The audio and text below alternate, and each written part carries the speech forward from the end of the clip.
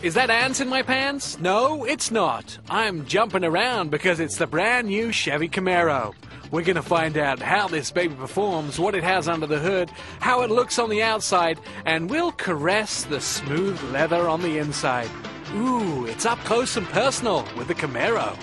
Our ride today is the 2009 Chevy Camaro. Now, everybody's been waiting for this to come out. It's been several years in the making. Originally, the first Chevy Camaro rolled off the production line in 1966. Took a hiatus in 2002. But in March this year, the fifth generation rolled off the production line. A lot of packages, 5 trim levels available in this vehicle, and we'll see an RS package coming this fall. You may remember it from the Transformers movie. Well, we're going to take a look inside and out, but start with the mechanics of the Camaro. So we've got the hood open of the 2009 Chevy Camaro, and our Chevy expert is here. Chad, tell me, my friend, what am I looking at? You're looking at a beautiful engine here. It's a 3.6 liter V6 direct inject, producing an impressive 304 horsepower. Now, this is the standard engine that's going to come with most of the trim levels, the V6. But this fall, we see an upgrade to the SS that has a big baby in it, right? Certainly does. That would be the 6.2 liter V8, producing 426 horsepower. Now, 2 different transmissions on this, a 6-speed manual, 6-speed automatic. I know the gas consumption goes down a little bit with the automatic for those of us that have short inseams and have trouble changing the gears.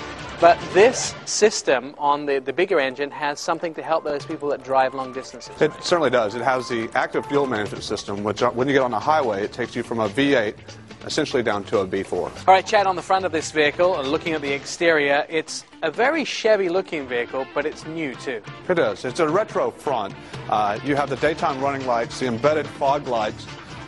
They've kind of taken some of the history of the Chevrolet and put it in the Camaro and put it in front of this vehicle. As you can tell, it's a very aggressive front. It actually has a point at the front there, which gives it something unique. A lot of cars now coming out sporty, low and wide, but that point at the front really brings everything together. Let's take a look at the sides here.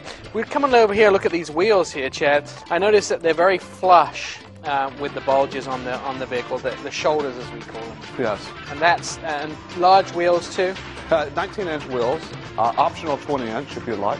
Now, you pointed something out to me at the back of just behind the driver's door there. What this sort of shape in the car? What are they called? They're called gills. They're really just a throwback from the 1966 model, if you can see right here. Yeah, and that looks really nice. Now, I noticed the roofline very low, and the car looks very sporty with the hips at the back here, but also those taillights are kind of significant, aren't they? The taillights are. If you look at the back here, they're very sinister looking tail lamps here. It also almost looks like the car could be going both ways, front and back. The back of the car actually looks very much like the front of any sort of vehicle. And it has a Chevy look to it, too. Yeah, General Motors did a nice job. All right, Chad, I'm on the inside of this car, and here's the bad news. I know that this particular one is sold. Yes, it is. You may not get me out of here because I like it so much. On the inside, very retro. Yes, it is. Retro dials. When you turn it on, you can see how it illuminates. And also, it has a screen in the middle here. It looks like an information panel. It's the driver information center. Okay. Driver information center. And what does that display? Your turn-by-turn direction. Also, your temperature, your direction, your compass. Your miles. Any pertinent information for the driver, right? That's correct. Now down here you actually have a nice stereo system embedded. GM have had, I guess, the trouble with their interiors in years gone by where they were all very similar. This is a completely different design than I've ever seen before. So on the back of the steering wheel, we talked about these earlier, right? We did. This is a hydromatic power shifters. What they allow you to do is to take your vehicle from an automatic and actually convert it into a 6-speed. One thing that's unique about it is that on the right-hand side, it actually takes the gears up, and the left-hand side takes the gears down. So traditionally like the racing paddle shifters. On the interior, a 6-way adjustable seat here, and this is a cloth interior. Now, are there other options? Certainly. There is a leather interior. This is the 1LT class. When you go into a 2LT, it automatically comes with leather. Lots of nice fine things on the inside, and of course all of the GM vehicles come with the option of OnStar, and you can get your turn-by-turn navigation, along with your directions or any help that you might need.